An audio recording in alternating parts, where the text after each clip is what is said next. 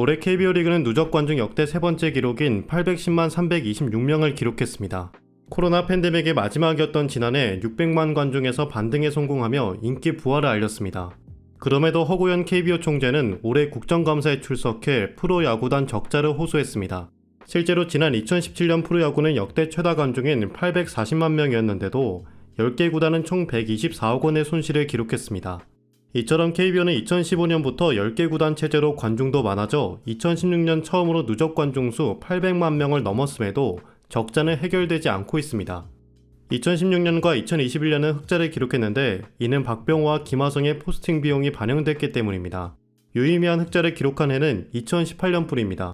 이처럼 특별한 상황이 아니면 보통 100억 원 이상의 손실을 기록합니다. 그나마 가장 많은 흑자를 기록하며 프로야구 전체 손실을 줄이고 있는 구단은 키움입니다. 하지만 여기에서도 함정이 있습니다. 키움의 최대 주주인 이장석 전 대표이사가 끌어들인 장기 단기 차입금만 50억 원에 달합니다. 그래서 6년 연속 회계감사에서 적정 판정을 받은 적이 없기 때문에 장부상 흑자이지만 건전하다고 하기는 어렵습니다. 게다가 모그룹이 없는 키움을 제외하고 9개 구단의 매출 대부분이 특수관계의 매출, 즉 모기업의 지원입니다. 2022년 기준 프로야구 구단별 모기업 매출 의존도를 보면 50%가 넘는 구단이 상당수입니다. 관중도 늘고 모기업이 지원을 해도 적자입니다.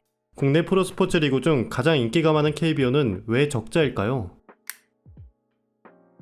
연고지 홈구장을 소유하고 있는 구단은 없습니다. 구단은 경기장을 지을 때 지원을 하는 정도일 뿐 경기장 소유권은 연고지 지자체에 있습니다. 최근에 지어진 경기장은 경기장도 브랜드화시키는 메이저리그 사례를 따라해 경기장에 팀 이름이 들어가 있지만 소유권은 지자체입니다. 그래서 구단들은 매년 경기장 임대료를 내야 합니다. LG와 두산은 매년 15억 원씩 총 30억 원을 서울시에 납부합니다. 다른 프로 구단들도 비슷합니다. 삼성과 기아는 경기장을 지을 때 공사비 300억 원과 500억 원을 장기 임대료 개념으로 지원했습니다. 하지만 그 이후에 대기업 특혜 시비가 일어나 기아는 2016년에 30억 원, 삼성은 25년간 3억 원씩 추가 임대료를 지출합니다. 반면에 메이저리그 30팀 중 8팀의 경기장은 사유구장입니다. 사유지라서 당연히 임대료를 낼 필요도 없고 경기장에서 나오는 매출도 모두 가져갑니다. 나머지 2팀은 구단이 소유권의 일부를 가지고 있고 20팀은 KBO처럼 시소유입니다. 다만 임대료는 평균 10억 원에서 15억 원 수준으로 저렴한데 이는 야구장을 랜드마크로 인식하고 지원하기 때문입니다.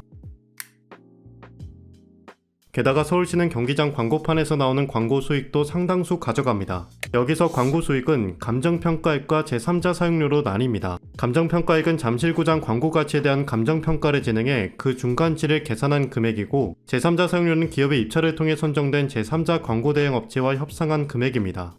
2019년 계약 당시 감정평가액은 82억 원, 제3자 사용료는 90억 원으로 총 172억 원이었습니다.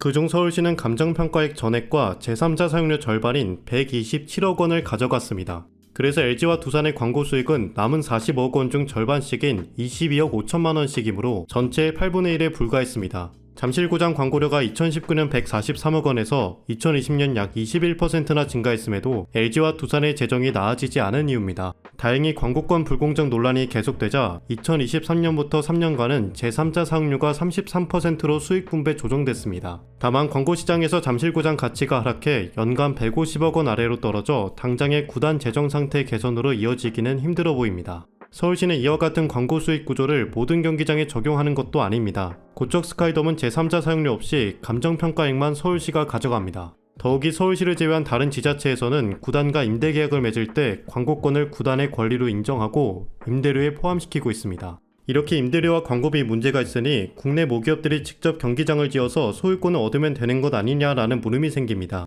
하지만 국내에서는 일반 기업체가 경기장을 소유하기 어려운 구조입니다. 구단이 경기장 소유를 법으로 제한을 두는 것은 아니지만 경기장은 세법 분류상 비업무용 부동산으로 분류되어 소유한 주체에 더 높은 세율의 법인세를 물리고 있습니다. 단순히 경기장 건설비만 고려할 수는 없는 것입니다. 반면에 지자체는 과세 대상에서 제외되기 때문에 통상적으로 구단이 경기장을 지어도 지자체에 기부 체납하는 게 관행입니다.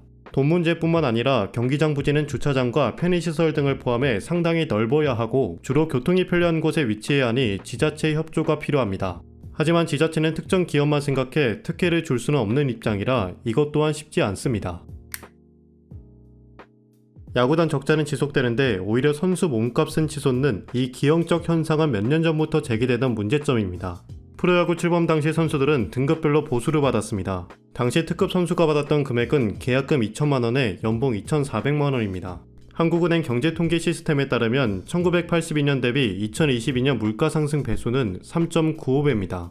이를 적용해 2,400만 원을 현재 물가로 환산하면 약 9,480만 원이 됩니다. 지난해 프로야구 최고 연봉 선수는 SSG 랜더스 추신수로 27억 원을 받았습니다. 물가를 조정한 최고 연봉 선수 보수는 무려 28배입니다. 반면 최저 연봉과 평균 연봉은 크게 늘지 않았습니다. 1982년 최저 연봉 600만원, 평균 연봉 1215만원을 물가상승 배수 적용하면 2370만원과 4800만원 정도가 됩니다. 1982년 대비 현재 프로야구 인기가 올랐기 때문에 이 정도는 타당해 보입니다. 이를 통해 최저와 평균 연봉에 비해 최고 연봉이 압도적으로 높은 곳을 보면 프로야구 선수들의 몸값이 일부 스타 플레이어 중심으로 폭등했다고 해석할 수 있습니다. 최근에 2012년과 비교해도 결과는 비슷합니다. 당시 최고 연봉이었던 김태균의 15억 원은 지난해 기준 17억 6천만 원 정도입니다. 역시나 지난해 추신수의 27억 원, 구자욱의 25억 원은 스타 플레이어들의 몸값 폭등을 방증합니다. 2016년 최용우가 삼성에서 기아로 이적할 때 총 100억 원의 도장을 찍으면서 FA 100억 원 시대를 열었습니다. 그 이후 6년 동안 100억 원 이상 계약한 사례가 10번이나 더 나왔습니다. 메이저리그 상당수 팀들은 몇 년 전부터 인공지능에 의한 다이내믹 프라이싱을 도입하고 있습니다. 다이내믹 프라이싱이란 동일한 자석이 구단 측이 입력한 기준에 따라 변동되는 가격으로 판매되는 것입니다. 순위, 상대 전적, 경기 일정, 날씨, 에이스 부상 등에 따라서 티켓 가격이 달라지고 실시간으로 가격이 변동하는 경기도 있습니다. 미국에서는 다이내믹 프라이싱의 매출 증대 효과를 파악하고 4대 스포츠에 도입했지만 KBO에서는 NC가 유일합니다. NC가 제출한 최근 2년간 다이내믹 프라이싱을 적용한 가격 비교표를 보면 올해 주중 테이블석은 34,000원인데 최저 31,500원에서 최고 35,100원 사이로 거래됐습니다.